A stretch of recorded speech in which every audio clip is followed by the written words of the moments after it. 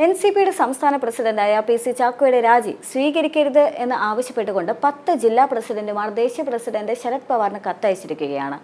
രാജി അംഗീകരിക്കുകയും പുതിയ പ്രസിഡന്റിനെ നിയമിക്കുകയും ചെയ്തു കഴിഞ്ഞാൽ അത് മുൻപ് 14 ജില്ലാ പ്രസിഡന്റുമാരുടെയും അഭിപ്രായം തേടണമെന്നും കത്തിൽ ആവശ്യപ്പെടുന്നുണ്ട്. പാർട്ടിയിൽ വിഭാഗീയത സൃഷ്ടിക്കാനായി ഇറങ്ങിപ്പുറപ്പെട്ട ചില നേതാക്കളാണ് പ്രശ്നങ്ങൾ വഷളാക്കി ഇവിടെ വരെ എത്തിച്ചത് എന്നും ഇന്നത്തെ സാഹചര്യത്തിൽ പ്രസിഡന്റിന്റെ രാജി സ്വീകരിച്ചു കഴിഞ്ഞാൽ പാർട്ടി തകരുമെന്നും കത്തിൽ പറയുന്നുണ്ട്. രാജിക്ക് ഇടയാക്കിയ സാഹചര്യം ദേശീയ നേതൃത്വം പരിശോധിക്കണമെന്നും കത്തിൽ ആവശ്യപ്പെടുന്നുണ്ട്.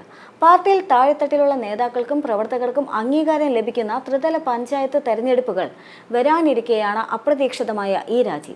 തെരഞ്ഞെടുപ്പിനുള്ള ഒരുക്കങ്ങൾ ചാക്കോയുടെ നേതൃത്വത്തിൽ പാർട്ടിയിൽ നടന്നു വരികയായിരുന്നുവെന്നും കത്തിൽ പറയുന്നുണ്ട്. എന്തുതന്നെയാണെങ്കിലും എൻ.സി.പിയിലെ പ്രതിസന്ധി തുടങ്ങിയിട്ട് കാലം ഏറെയായി. പി.സി. ചാക്കോയുടെ രാജി അതും അപ്രതീക്ഷിതം തന്നെയായിരുന്നു.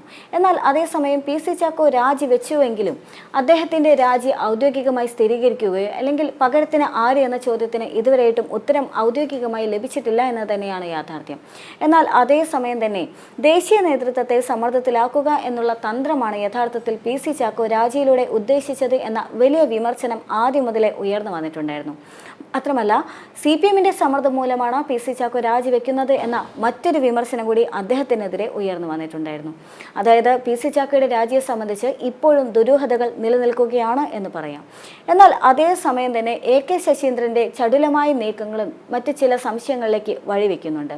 അതുവരെ ബദ്ധശത്രുക്കളായി നിന്നിരുന്ന തോമസ് കെ തോമസും A.K. ശശീന്ദ്രനും ഒരുമിച്ചതിലും A.K. ശശീന്ദ്രൻ തോമസ് കെ തോമസിന് വേണ്ടി സംസാരിക്കുന്നതിനും അദ്ദേഹത്തിന് സംസ്ഥാന അധ്യക്ഷ പദവി വാഗ്ദാനം ചെയ്യുന്നതിനും എല്ലാം തന്നെ മുൻകൈ എടുക്കുന്നത് എന്തുകൊണ്ടാണ് എന്നുള്ള ചോദ്യം ഇപ്പോൾ എൻ.സി.പിയിൽ തന്നെ ഉയർന്നു വരുന്നുണ്ട്. എന്താണ് ഇതിന് മറവിലെ ദുരൂഹത എന്ന ചോദ്യവും പ്രസക്തമാകുന്നുണ്ട്. എന്നാൽ അതേസമയം തന്നെ പി.സി. ചാക്കോയുടെ ചില വാവിട്ട വാക്കുകൾ അത് യഥാർത്ഥത്തിൽ സർക്കാരിനെയും അതേസമയം തന്നെ CPM-നെയും പിണറായി വിജയനെയും ഒരുപോലെ അസ്വസ്ഥപ്പെടുത്തിയെന്നും അതുകൊണ്ട് തന്നെ CPM-ന്റെ ഭാഗത്തു നിന്നും കനത്ത സമ്മർദ്ദം ഉണ്ടായിരുന്നു എന്നെല്ലാം തന്നെ പറയപ്പെടുന്നുണ്ട്.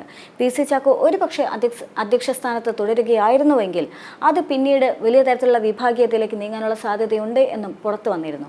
എന്നാൽ പി.സി. ചാക്കോയുടെ അടുത്ത നീക്കം എന്താണ് എന്ന കാര്യത്തിൽ ഇതുവരെയും യാതൊരു തരത്തിലുള്ള മറുപടിയും ലഭിച്ചിട്ടില്ല. ഔദ്യോഗികമായിട്ടുള്ള പ്രതികരണങ്ങളും ഉണ്ടായിട്ടില്ല. ഇത് യഥാർത്ഥത്തിൽ ഒരേപോലെ തന്നെ CPM-നെയും അങ്കലാപ്പിലാക്കുന്നുണ്ട്. പി.സി. ചാക്കോയെ സംബന്ധിച്ച് അദ്ദേഹം സംസ്ഥാന അധ്യക്ഷ പദവിയിൽ നിന്നും രാജിവെച്ചുകൊണ്ട് ദേശീയ വർക്കിംഗ് പ്രസിഡന്റായി തുടരുകയാണ് എങ്കിൽ ഒരർത്ഥത്തിലും എൻ.സി.പിയെയോ അല്ലെങ്കിൽ ഇടതുമുന്നണിയെയോ അത് ബാധിക്കുന്നില്ല. പക്ഷേ അതേസമയം തന്നെ അദ്ദേഹവും അദ്ദേഹത്തെ അനുകൂലിക്കുന്നവരും ഒരു രാജി പ്രഖ്യാപിക്കുകയും ശേഷം മറ്റൊരു മുന്നണി പ്രവേശനത്തിലേക്ക് നീങ്ങുകയുമാണെങ്കിൽ അത് വലിയ തരത്തിലുള്ള പ്രതിസന്ധിയിലേക്ക് നയിക്കാനുള്ള സാധ്യത ഏറെയാണ്. അതിനുള്ള പ്രധാന കാരണം തദ്ദേശ തെരഞ്ഞെടുപ്പ് അടുത്തിരിക്കുകയാണ് എന്നത് തന്നെയാണ്.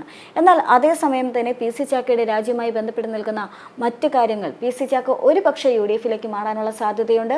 അതുമല്ലെങ്കിൽ അദ്ദേഹം BJP-യിലേക്ക് മാറാനുള്ള സാധ്യതയുണ്ട് എന്നുള്ളതാണ്. എന്നാൽ അതേസമയം തന്നെ പി.സി. ചാക്കോയുടെ UDF-ലേക്കുള്ള കൂടുമാറ്റത്തിനാണ് സാധ്യത കൂടുതലെന്നും ഉള്ള വാദങ്ങൾ ഉയർന്നു വരുന്നുണ്ട്.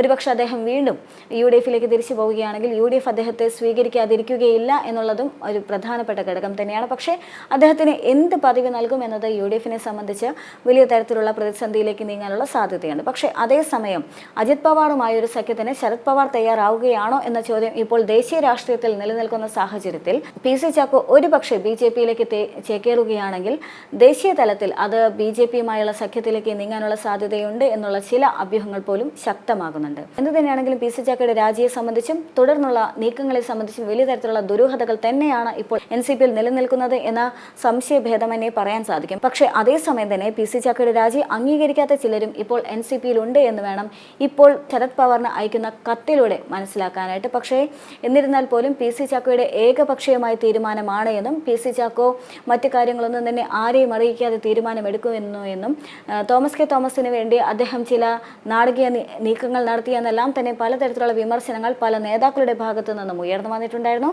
അത്തരത്തിലുള്ള വിമർശനങ്ങളെല്ലാം തന്നെ നേതാക്കൾ പോലും തുറന്നടിച്ച് മാധ്യമങ്ങളോട് പറയുന്ന സാഹചര്യമെല്ലാം തന്നെ ഉണ്ടായിരുന്നു. സ്വാഭാവികമായും അദ്ദേഹത്തിന്റെ രാജി വേണ്ട എന്ന് ആവശ്യപ്പെട്ടുകൊണ്ട് ചിലർ മുന്നേറുന്ന സാഹചര്യത്തിൽ അദ്ദേഹത്തിന് എതിരെയുള്ള കരുനീക്കങ്ങളും ശക്തമാകാനുള്ള സാധ്യത ഏറെ തന്നെയാണ്. പക്ഷേ അപ്പോഴും എൻ.സി.പിയിൽ നിലനിൽക്കുന്ന മറ്റൊരു പ്രധാനപ്പെട്ട ഘടകം പി.സി. ചാക്കോ രാജി വെച്ചില്ലായിരുന്നെങ്കിൽ വലിയൊരു വിഭാഗീയ നീക്കത്തിലേക്ക് അത് നയിച്ചേനെ എന്ന് തന്നെയാണ്.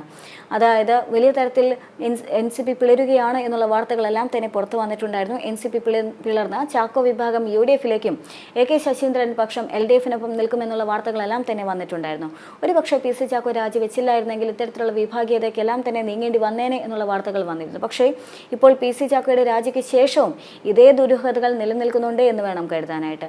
എന്ത് തന്നെയാണെങ്കിലും NCPയെ സംബന്ധിച്ച് കൃത്യമായ ഔദ്യോഗികമായ വിവരങ്ങൾ വരുന്നത് വരെ ഇതേ ദുരൂഹതകൾ തന്നെ നിലനിൽക്കുന്നതായിരിക്കും. മാത്രമല്ല, ആരാണ് അടുത്ത സംസ്ഥാന അധ്യക്ഷൻ എന്ന കാര്യത്തിൽ ശരത് പവാറിന്റെ തീരുമാനം വരുന്നതുവരെ അക്കാര്യത്തിലും വലിയ തരത്തിലുള്ള ദുരൂഹതകൾ നിലനിൽക്കാനുള്ള സാധ്യതയുണ്ട്.